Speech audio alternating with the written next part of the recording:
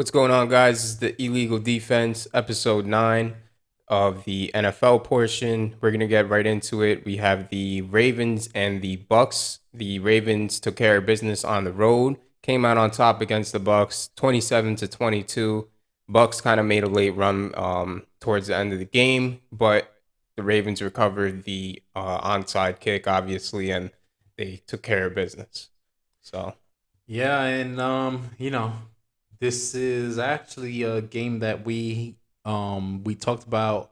We both went different ways in the best bets. You picked against your own team in the Ravens, and yeah. I kind of figured, really, I didn't figure anything. I just looked at the trends and I said, all right, if I'm going to put money on one thing or the other, the Bucks have yet to really show the type of fight that we expect from them. Yeah. And now even looking back at it, we had the Bucks as a best bet to open Week 1 against the Cowboys. They covered that spread no problem, but they even in that game that might have been their best game so far, and even in that game they didn't really assert their dominance over them. Right. So yeah, just looking at it, I knew the Ravens need the win. We know that they are trying to compete in that tough AFC North division, and they had some things not go their way already so far against a Bucks team on the road that hasn't really shown us enough yet. Um, I rolled with the Ravens. They had their trouble in this game too, though. Like you said, the Ravens needed that onside kick to, keep them in the game late, and Right. they were able to execute and get the job done. But they've showed their struggles as well, and this is a team that, as far as the AFC goes, we know we have the two monsters in the Chiefs and the And the Bills. Bills, yeah. Outside of them, we did a segment on the top teams in the league, and the Ravens made our top five kind of based on their potential, because they do have the potential to get into a fight with those guys and be able to come out victorious if they, play their game and force their opponents to come to their level and engage in their type of football. So yeah, Lamar Jackson is able to get the job done. We saw after the game the whole holding the sign up with, talking about getting paid and all that. So yeah, look, Lamar wants his money. He's trying to get these wins. And I'm sure as a competitor, he wants to, make a real playoff run. Yeah. They haven't been able to do much in the playoffs. Obviously, they're in a situation where, they're facing tough teams most weeks. They need every win they could get to make sure they get in the playoffs. The higher seeding, the better. So, yeah, they're certainly on a journey, and they pick up a big win here against a solid Bucks team. Yeah, and the thing they lost Andrews in the middle of the game, so that Mm-hmm. was, the Isaiah Likely, he had to step up, and he actually had a Great game. great game. Game of his career so far. I mean, And not that many games in, but still. right, but still, and that goes, and one, it's a great game. Two, you gain a little bit more trust with Lamar, and maybe he'll get him more involved with some double tight end sets, that maybe Greg Roman would draw up. And then three, it's like it's great to have, you know, on not only on offense, on special teams. He was able to get the onside kick that they needed and things like that. So I think a great game to have for him and just for the Ravens in general. And so, Ravens took care of business and on to the next week. But the next game that we have is the Giants versus the Seahawks. The Giants kind of came back down to earth. They ended up losing 13-27. The Seahawks were just explosive and firing on all cylinders.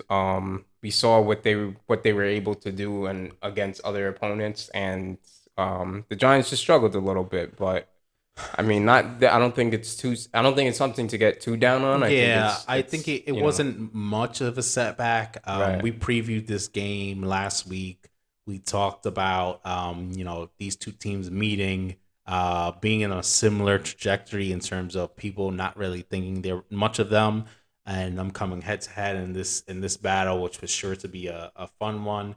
I talked about this, probably be a close game. It was closer than even the score signals, with the Yeah, for sure. Seahawks throwing in that a later touchdown. The Giants were pretty much in this for Most of the game. most of the game, and it was a game where every possession mattered. But yeah, like you said, the Seahawks were able to come through with some more explosive plays and put up more points.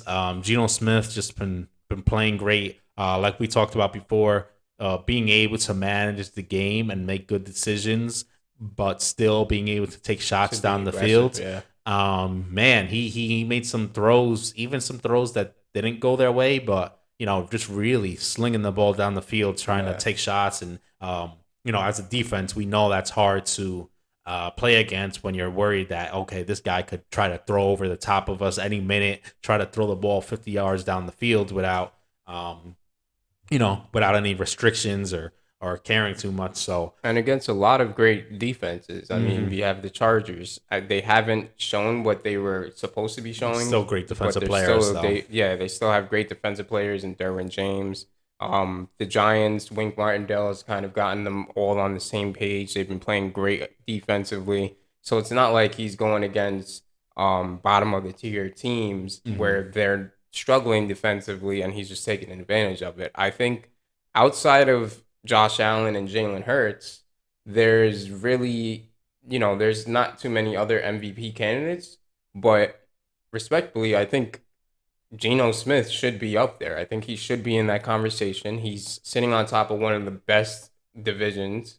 And Has he's the and top he's completion and percentage. he, yeah, he's been running one of the better offenses in the league. Right. And they put up consistent points every game. It's not like they're just winning these games 17-14 or they're just getting 21 points. Like they're really putting up points. So I think Geno should I mean he's getting the credibility, but I think as far as MVP wise, he should be getting in those kind of conversations. Yeah. If he continues to play the way he's playing, I think it's definitely something to talk about and definitely a subject that I'm sure all the media will get on soon.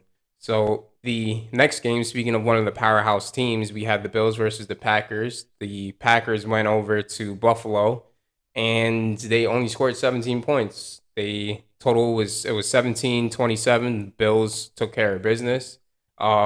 We saw Aaron Rodgers struggle a little bit with his receiving core. They didn't throw it late in the game, which was kind of odd. And then they didn't run it early in the game when they were running well. So it was kind of a weird game. I definitely expected more from the Packers. I figured this would be the game where Aaron Rodgers and their receiving core kind of get things together.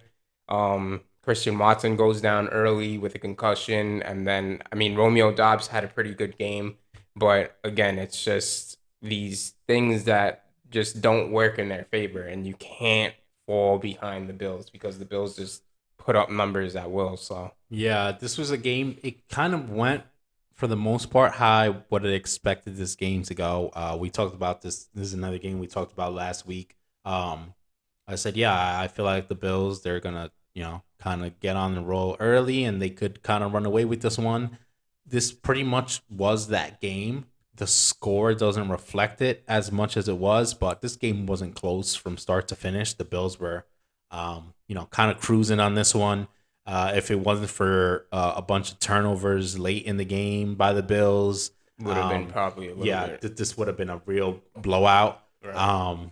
Like you said, the Packers, I mean, they kind of just rolled over. To me, they did stop throwing the ball and they started leaning on their run game because that was the only thing that was working. But when you make that decision that you're pretty much giving up the game. So Right. I felt like at that point, they kind of made the decision like, all right, let's just try to get some positive things going for our team so we can set ourselves back up for, the coming weeks Right. instead of actually trying to win the game. And yeah, I mean, look, I had some same game parlays, and if they would have just played like they were trying to win the game, unless Aaron Rodgers threw 3 picks towards in the second half, they were gonna cover no problem, and they Right. just they just kind of rolled over, and they let Aaron Jones run for a bunch of yards, but they were meaningless. So Yeah, it wasn't really. It what was does that garbage get time you? yards. They did happen though was at the end, all said and done, the Packers do cover the spread. It was a 10.5 point spread. They lose by 10. They actually cover that spread Get the half. up front. Yeah. So, yeah, things went that way. But yeah, definitely, I wouldn't say disappointing for the Packers. I mean, I guess in a way it's disappointing to watch this happen to them, but certainly not surprising and pretty much along the lines of what I expected from them. What I would have expected though was, like I said, for them to at least try more. Like we see this is a 10-point loss. You Right. can't just give up on throwing the ball early in the fourth quarter, With pretty Aaron much. Rodgers at that. Yeah, it's like 14 minutes left in the fourth, and you We've give up seen on throwing, and then they start throwing again later, like when like 4 minutes left. But at that point, it's like, all right, you guys kind of gave the game up already. Yeah, you kind of shot yourself in the foot. What's Yeah, crazy is I had a same game parlay too, and it was Aaron Rodgers 225 yards. I figured he was going to end up slinging it, and we'll see more of Aaron Rodgers. And they just stopped throwing the ball, yeah, and that yeah. was the only leg that I needed, Yeah. 225. Same thing that happened to me. So, Aaron Rodgers passing yards killed um, me too. so we'll get into one of the next topics that we have. It's the trade deadline additions, and a lot of teams had a lot of accusations. Kind of felt like an NBA trade deadline with all Yeah, the there was things just that's been going on. one of the busier trade deadlines. Tons Yeah, of acquisitions, tons of guys moving teams. right, And I think that's good for the NFL. It creates some more fun, some more things to talk about. And honestly, a lot of these trades were pretty good trades, probably for both teams, right? Teams that either didn't need this player anymore, they needed an upgrade somewhere else. Teams that are building for the future, and maybe they don't right, want to pay the guy they have now. So yeah, teams were able to go out this year and be able to get some guys that could help their team. right. I would consider McCaffrey a trade deadline piece, even though he came a little early. But we already talked about the benefits of that Of having trade him, yeah, and how that's been looking. But yeah, a lot of guys, swapping area codes. We saw Nick Chubb go to the Dolphins, which is huge. well, Bradley Chubb. Yeah. I'm Yeah, sorry, yeah, Bradley Chubb go to the Dolphins, and yeah, he look for a Dolphins team that's been able to put up points at a pretty amazing pace so far that we didn't necessarily expect. For them to get a solid pass rusher like a Bradley Chubb to come in and kind of anchor that defense on that side of the ball, I think that's exactly what they need. And on one hand, you might say, okay, so why are the Dolphins trading picks when just because they've shown some success now? But we've seen a team last year in the Bengals be able to rise up and make a deep playoff run, get to the Super Bowl, right? right. So if you're looking at it like that, and I'm sure they feel like this is kind of like their There, type of yeah, year, they're kind of setting themselves up to make a deep run. There's no reason why they shouldn't believe in themselves at this point to do so. If Tua's healthy and with the yards that Tyreek Hill and Jalen Jalen Waddle Waddle are putting produce. up, then go ahead, then go do something about it. And it's not like Bradley Chubb is a older guy. He's still He's still yeah, relatively young. he's still relatively young. So now you get him and you get to keep him for a few years. I'm sure they won't have any issues resigning him and keeping him around. So yeah, things like that. Look, we saw Claypool change, go to the Bears. Right. Huge for the Bears in terms of Getting everybody's a been talking receiver. about there's no weapons for Justin Fields. We see Justin Fields kind of being able to let loose a little bit more, kind of them tailoring the offense more around Towards him, him, yeah. which they should have done earlier, but now giving him another weapon. So now it's not only Darnell Mooney, he's the only somewhat serviceable receiver they have. To get a weapon like Claypool, kind of perfect, right? He's a bigger guy. He can go up and get the ball. He's a Yeah. red zone threat. And Well, yeah, I think that's also, I mean, what with Claypool, it's actually kind of weird because I think Claypool, outside of his rookie year, it was kind of disappointing what he was able to do on the Steelers. Because, like, outside of that, it was like there wasn't much production after it. And I don't know if it was maybe he was like, oh, okay, I'm very high up on myself. I know I'm one of the top receivers. Maybe him and Justin Fields gets that kind of Mm-hmm. chemistry. Maybe they get to be more what he was on his in his rookie year, and maybe it gives Justin Fields more of a comfort receiver, where it's like he doesn't even have that in the tight end. If you're a Mm-hmm. rookie quarterback or if you're a young quarterback, you'd love to have a safety net, a nice tight end that you could just dump it out to, let him go to work. And we've seen the playmaking abilities of Chase Claypool. Um, I'm both of them kind of need each other, so I think that'll be a good it'll be a good addition. With the Bears. One thing that actually stood out with me is it's kind of like, I mean, the Packers were in conversations with him too. And it's like, why aren't the Packers why aren't you giving up a second rounder or a third rounder for this guy? Yeah, I mean it's tough though. If you're the Packers, I think there. I don't know. Like, there's rumors about Aaron Rodgers just retiring after this year, things like that. I think if you're the Packers, you say to yourself, okay, do we want to give up a second rounder for a wide receiver? At this point in the season, when I mean they might get Claypool and he still might not click. He Yeah. might not click for them, and then Aaron Rodgers might just retire next year, and then now you have nobody throwing the Claypool, and Yeah, like yeah, Jordan Love. and then you have and meanwhile you just lost a second round pick for it. So I guess from that perspective, if they think like that, but yeah, it's still interesting. We saw the Chiefs go out and make a move for a wide receiver. In a similar way, the Packers needed a wide receiver. The Chiefs, they've been able to get by. They actually, picked it up in the more recent weeks, but they went out and got Kadarius Toney, who is very Tyreek Hill like in his traits and what he can do for you on the field. Right. So look, he couldn't really get on the field for the Giants, but if the Chiefs can get him on the field, I'm sure if anybody could use him, it's gonna be Andy Yeah, Reid. Andy Reid's gonna find a way to utilize So him. that'll be interesting. We saw your Ravens. They go and they pick up Roquan Smith. Solid linebacker to really anchor that defense. Right. Baltimore with their history of good linebacking play. Um, Definitely a huge addition to them, and he should be able to help out. Pretty much plug and play guy for them. Yeah, I think he's gonna be a great addition. Kind of take a little bit off of Patrick Queen. We didn't really see too much from Patrick Queen. Like, it's not he's a great linebacker, but it's not what the Ravens expected, I'm sure. But again, he's great in coverage. He could drop back in coverage. He's obviously a great tackler. He's the leading tackler in the league right now. And the linebacking position is something that the Ravens have struggled in for the past few years since the departure of Ray Lewis and Terrell Suggs and um Zadarius Smith and Matt Judon. Also CJ Mosley. We tend to just let these players walk, so it's good that we have kind of more of a stable linebacking crew, and we have Roquan Smith to kind of sustain that. I'm sure it kind of caught him by surprise because he just lost obviously Robert Quinn going to the Eagles. Yeah. And he was kind of devastated by that, but I mean it's a great start to be on a winning team, to be in a defensive culture like the Ravens, and to really be able to step up into one of those big leadership kind of roles. Yeah, and like you said, it's probably a win-win for both sides, right? We saw him holding out earlier in the year. He gets moved now. He obviously didn't like the direction with them, kind of.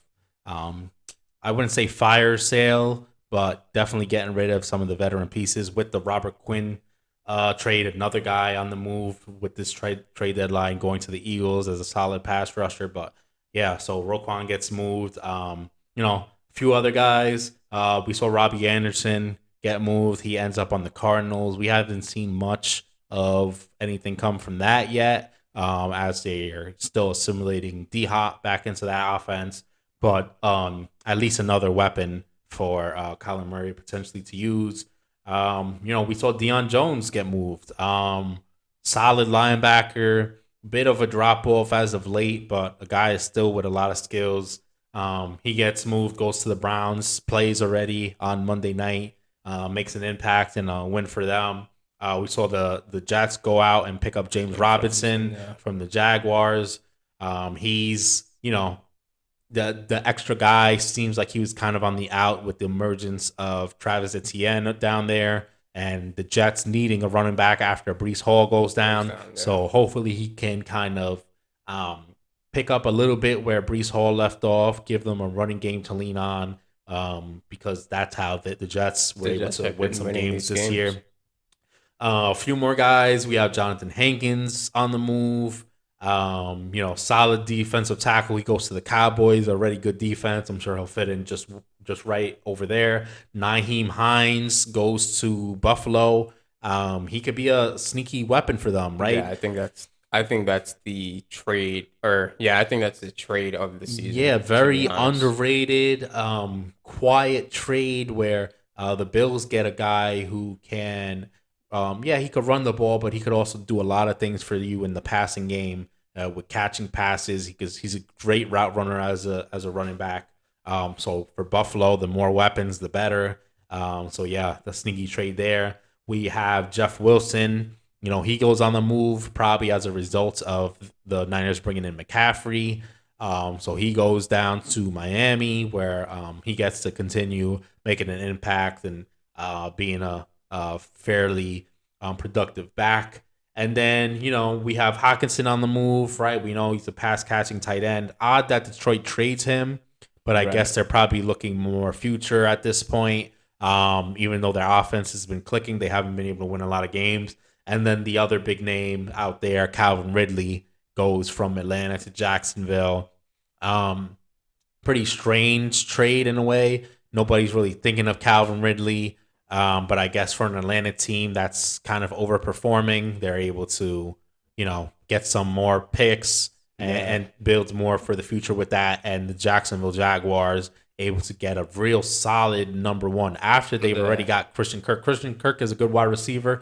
Calvin Ridley is a true number one wide receiver. So once he comes back from his suspension, could be some great things cooking down there with Trevor Lawrence. So the next topic that we're going to kind of go over is the surprise teams that have a chance to go into the playoffs. We've seen a lot of surprising teams, a lot of standout.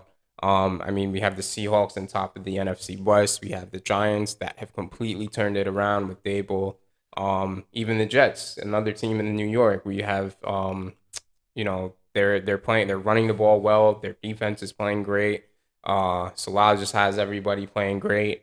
And of course, one of their division rivals, the Dolphins. And it seems like they're going all in and they're trying to just turn everything around. And they're just trying to, kind of pull what the Rams did in a sense with getting a Jeff Wilson and getting a Bradley Chubb and a pass rusher, trying to help out that defense a little bit.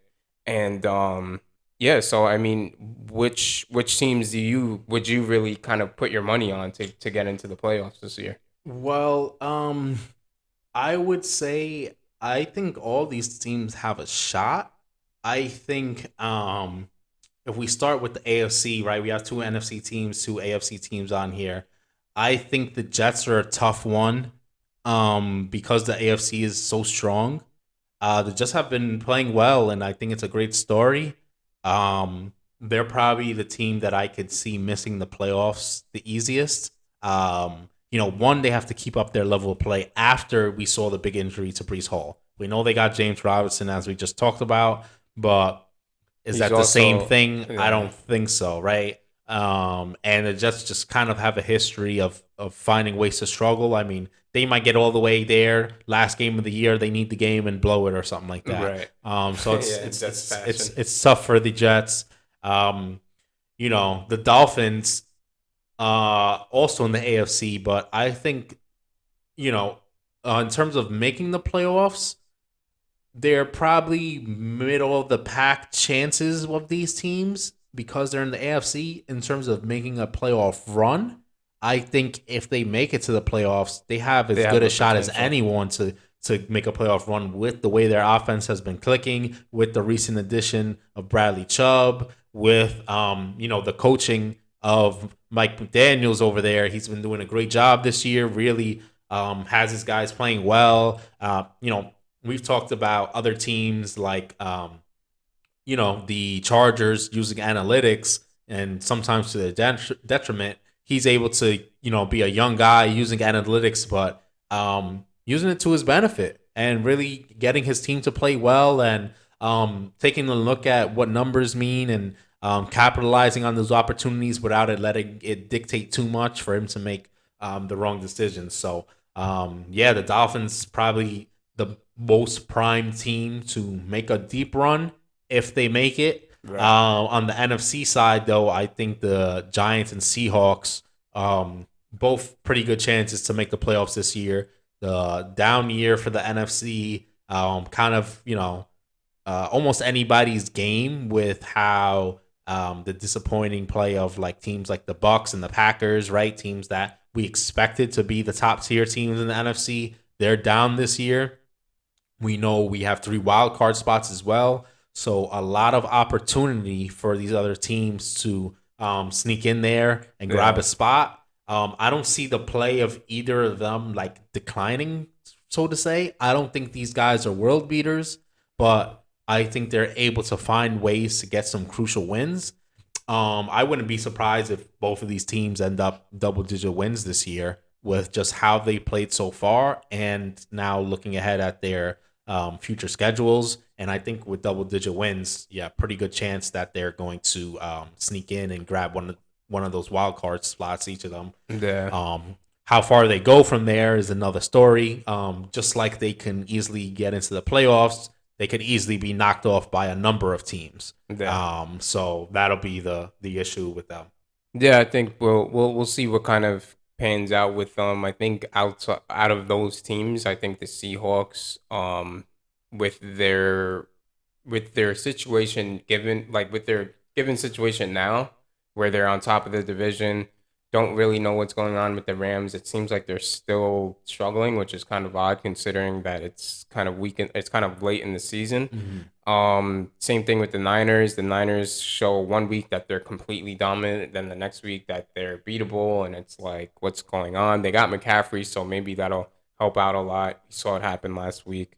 But yeah, I think the Giants also, they're showing that they're winning games in different fashions.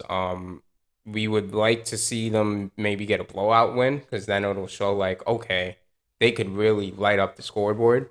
But again, yeah, just like you said, I think it's possible for the Seahawks and the Giants to make the playoffs. Yeah, and I would even say, just looking at the landscape of things, it's it's more likely for a Seahawks team actually to make it at this point, Right. because they have a pretty good shot at winning their division. Where the Giants, you do have the Eagles there, who are an unbeaten team, have been playing spectacular football so far. So now you're looking at a wild card spot. The Seahawks could outright win their division. At this point in time, it's not a stretch that they do that at all. In fact, they're probably projected to win the division at this point, right?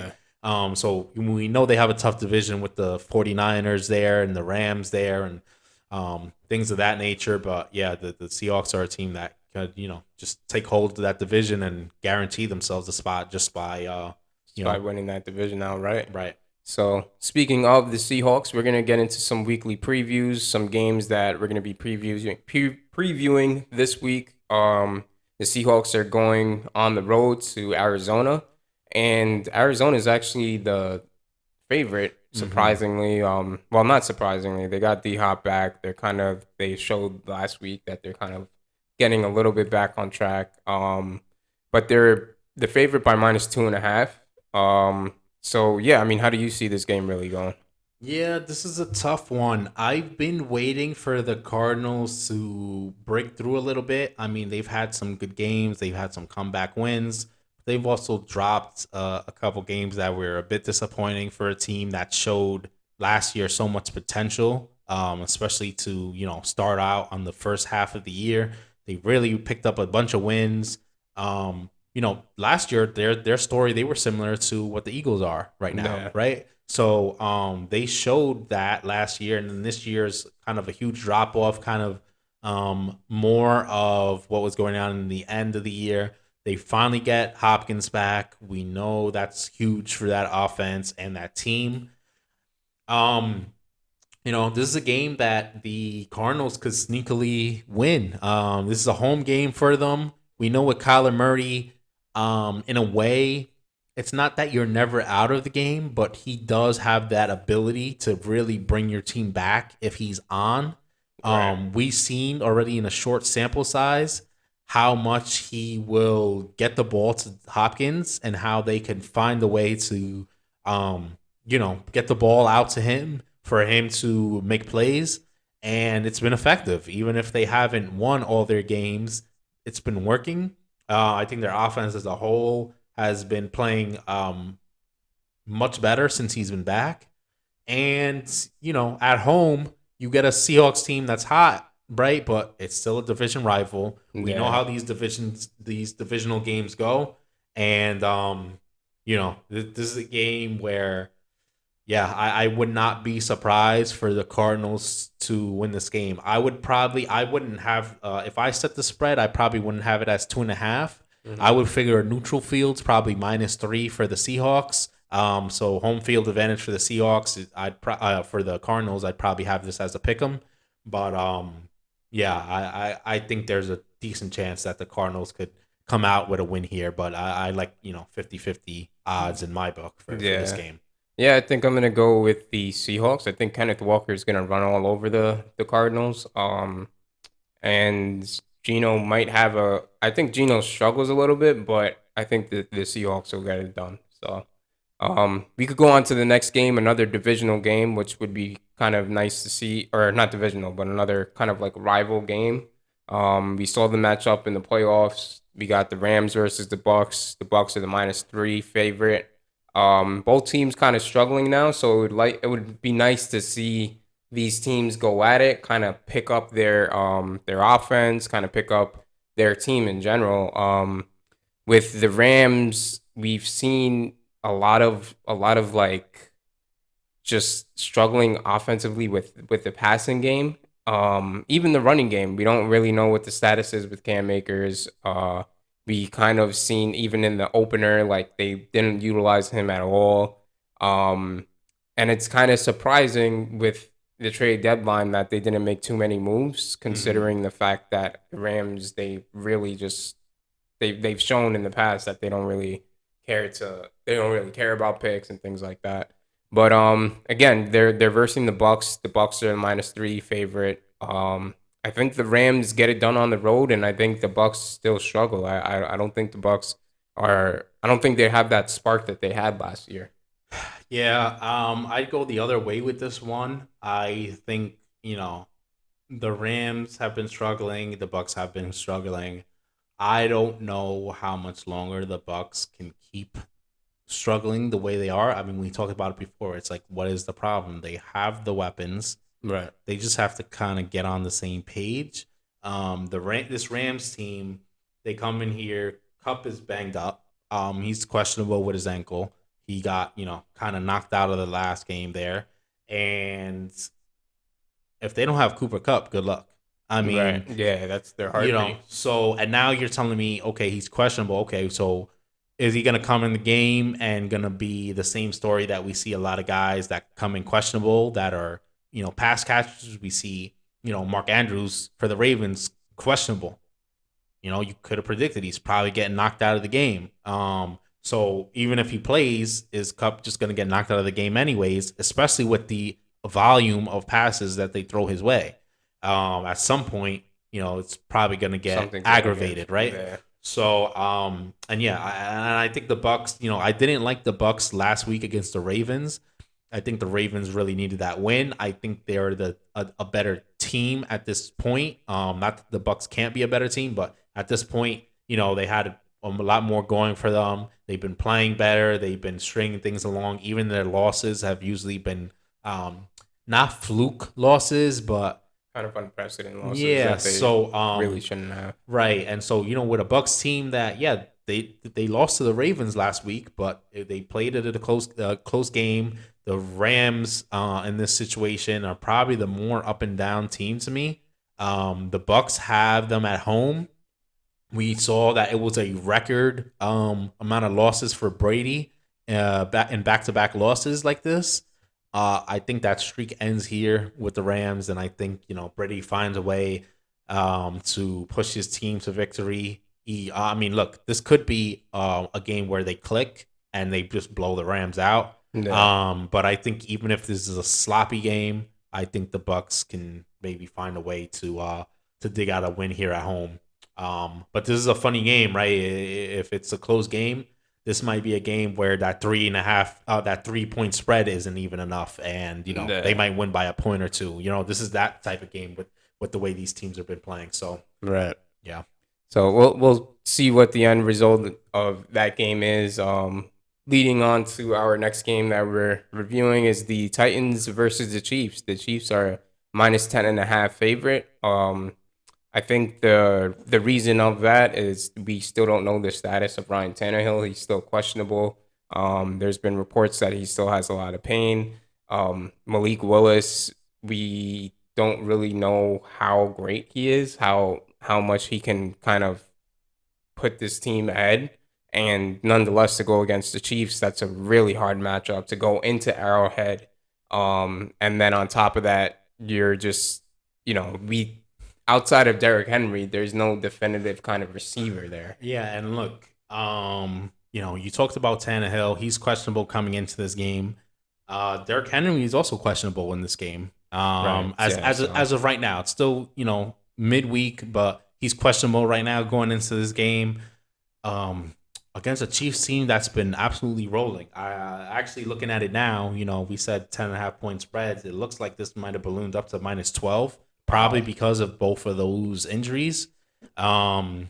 Because good luck, right? Now you're talking second string running back and quarterback in against a Chiefs team that can put up offense in a hurry. They've been able to play good defensively. This might be a game like the Titans played against the Bills earlier this year that made you think, oh, the Chiefs are maybe done for. They're not going to do anything. Since Right. then, that was what the second game of the year. The Titans lost the first one to the Giants, and then after that, those two games, the Titans have been able to bounce back and pick up a bunch of wins. They were best bets for us last week against, I don't remember who, but I remember picking the Titans to win that game as a best bet. Just with their overall body of work so far. Right. This is a game. Yeah, I mean, even if they had Tannehill and Derrick Henry, It's still a tough game. it's to still a win. tough game. It's at Kansas City. We know it's tough to play in Arrowhead. I think the Chiefs win this one. Now, when you tell me 12 12 and a point half. spread now, 12 point spread. So that's a little bit tougher, but I still think it's very I think it's doable for the possible, Chiefs.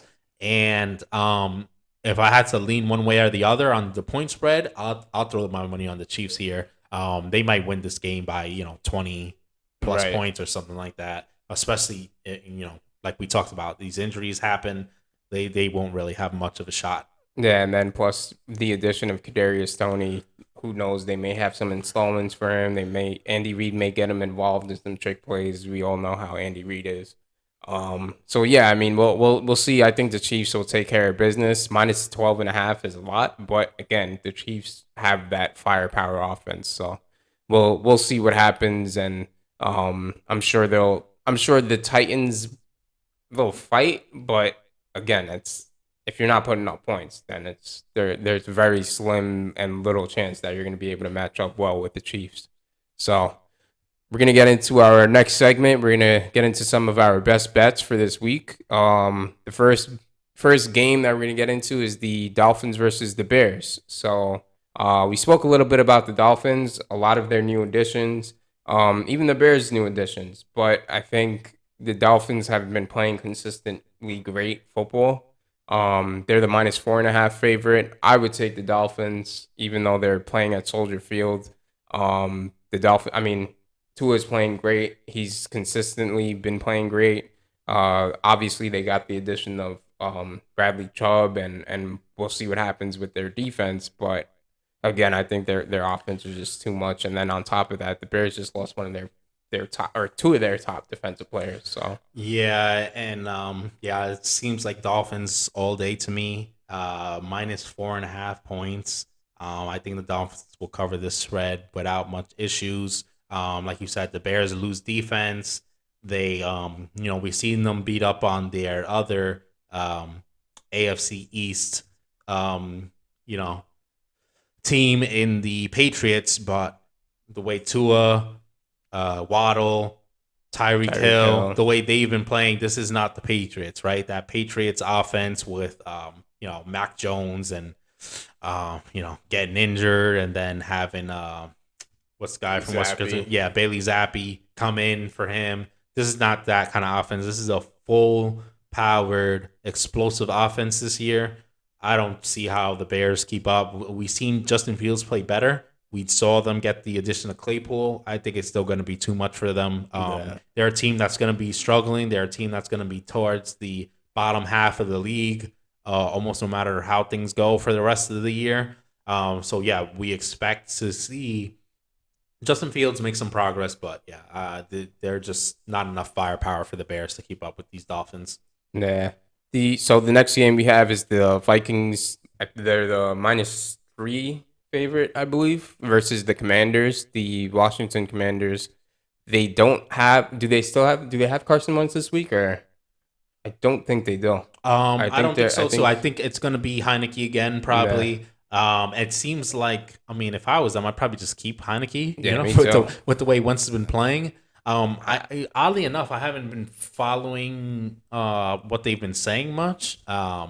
I feel like they should have said that, but I don't think they did. Yeah. But yeah, either way, the Vikings have been playing great. As we talked about, just don't put them on prime time, and they're gonna roll. So obviously this isn't a prime time game.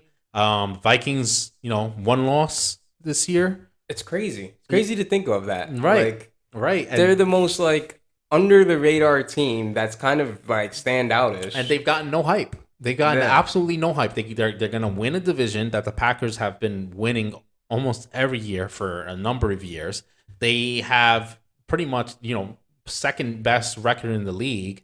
The only other undefeated team is the Eagles. They're right there with only one loss with the Bills. Right. Do the Chiefs have one loss or two Chiefs. losses? I can't I'm remember not off the sure. top of my head, but either way, maybe the Chiefs are there. I don't think there's another team with one loss. Maybe the Seahawks, but Seahawks have 3, I believe. I think they're 5-3. okay, yeah. So it's not. You're right. The Seahawks have more than even the Giants had going in. So yeah. So it's really just a few teams that are in that upper echelon. People are not talking about the Vikings enough, and Including us. including us. But you know what? I had them locked in as the best bet last week. Yeah. That's why they make best bets again this week, right? They're Right. trending. I'm seeing the lines. You're telling me -3 for a That's Seahawks for a Seahawks for a Seahawks team. For a Vikings team that's been completely airing it out. Justin Jefferson has big game after big game after big game. Their defense has been solid. You're going against a bad Commanders team that squeaked out a win against the underperforming Colts. Yeah, I'll take those 3 points all day. They'll probably blow out the Commanders with how they've been playing. So yeah, this seems like a no-brainer. Maybe Vegas knows something that I don't, but I'll take this 3-point line Yeah, for sure. all day. And the next game that we have, I believe the Chargers are coming off a bye. They're the -3.5 favorite versus the Falcons. They're going to Atlanta on the road. So the Chargers are -3 favorites. Oddly enough, the Falcons play really well at home. Yes. We saw them play well against the 49ers Right. earlier on this year. So this is kind of a toss-up, but I believe the Chargers, they're coming off a bye week one, and Justin Herbert gets a little bit of rest, probably gets to get back on track and maybe make more of a winning run. But yeah, so I got the Chargers -3 for sure. Yeah, I like the Chargers here. Like you said, the Falcons have been playing surprisingly well at home. Probably gives them more flexibility to make a trade, like getting rid of Ridley for future picks to help them build towards the future. They have a lot of guys on IR. Cordell Patterson, who was big for them last year, still out. I don't know how many more weeks he'll be out, but Yeah, but they've been able to play well at home. They close game against the Rams earlier in the year as well. So we've seen the Falcons, be able to weather the storm. But like you said, the Chargers coming off a bye here. I see this as like a sort of a correction game, right? The Chargers, they lost to the Seahawks last time we saw them. Yeah. No shame in that with how the Seahawks been playing, but and you even called the Seahawks win there, but Yeah. with the Chargers as the favorite. But we expect more from the Chargers. They kind of do this as a team every year where They drop a few games that they shouldn't they drop at drop a all. few games that they shouldn't. I feel like they've dropped enough games this year for them to come out and really, off a bye week, getting some rest, get some guys a little healthier, come out and beat a Falcons team that's overperforming to in To terms their of people's standards, yeah, it's, maybe. yeah, for people's Yeah. standards and expectations of them. I think the Falcons are going to come back to earth a little bit and probably lose this game here. Yeah. So the next game and the last, we have the Ravens versus the Saints. So the Ravens are going on the road against the Saints, and they're the favorite by -3, which is, I think that's a pretty good spread. Yeah, and this one is a funny game. The Saints have been very, very sporadic this year. Yeah. Very up and down. We see them last week against the Raiders. It was like a pick'em game. Of course, I picked the Raiders, and the Saints completely demolished Yeah, them. they just Right. obliterated them. We saw them against the Cardinals the week before that. The Cardinals get the win, mostly due to the two defensive touchdowns right before the half, Right. that they were able to take back back to back pretty much. But yeah, the Saints are a team that's been finding ways to put up points. They're not very impressive, but like I said, they find ways. Andy Dalton's over here, doing enough to get Yeah. some of these wins. And they had to change the pace with Taysom Hill coming in. Kamara went absolutely off last Yeah, he had week. 3 touchdowns. All that being said, it's similar to the last game. I feel like this is a bit of a correction game here. The Ravens, I picked them to win against the Bucks last week. I'm picking them here again to win against the Saints. I think these games mean too much for the Ravens. I think Lamar is still playing for that huge contract that he believes he deserves. And yeah, even though it's on the road, I think a team like the Ravens is going to be able to get rolling offensively and probably find some ways to scheme and create some problems for Andy Dalton.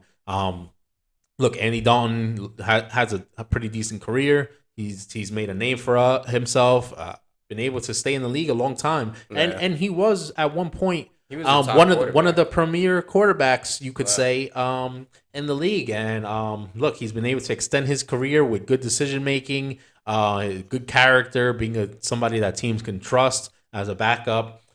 This time, he's kind of pushed his way as a starter at this point after injuries and things like that. But yeah, the Ravens here, I think, just too much firepower, Yeah.